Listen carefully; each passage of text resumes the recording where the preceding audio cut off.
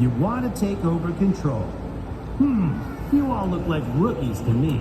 Running a power station takes years of training. Just look at this control panel. I wouldn't recommend touching anything on this panel unless you knew exactly what you were doing. But then again, my first day, no one let me touch anything.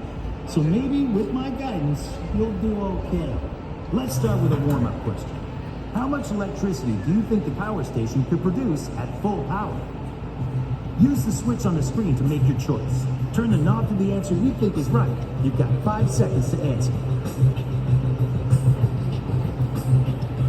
If you answered 75 megawatts, you're pretty close.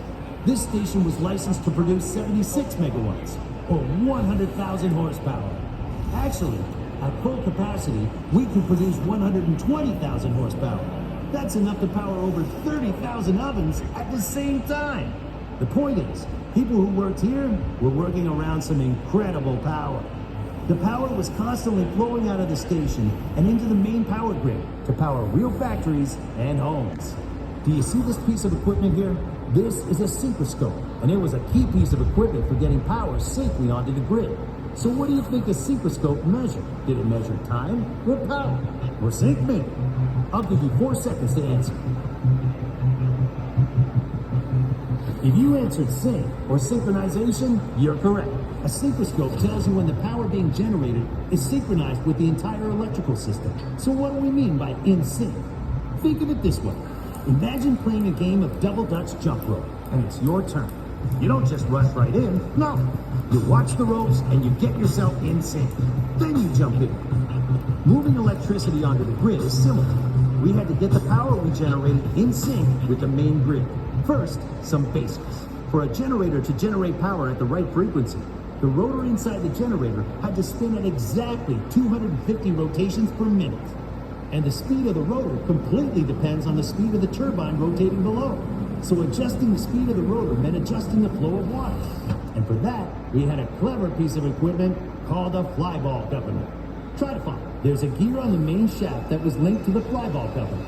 So as the shaft spun, these heavy flyballs would spin too.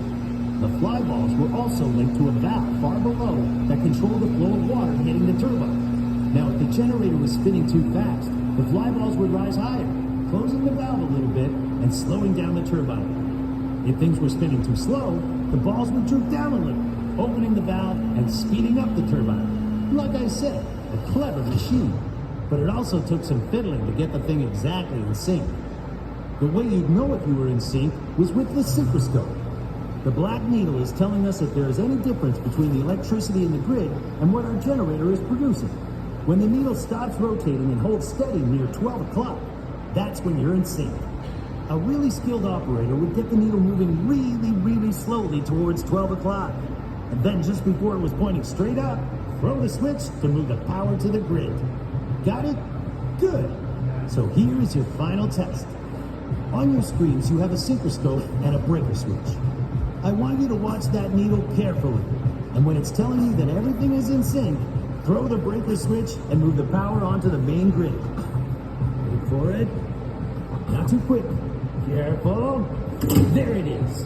Well done. We've safely added more power to the grid. But that's enough power for now. If you stick around, I may teach you something new. But until then, stay in control.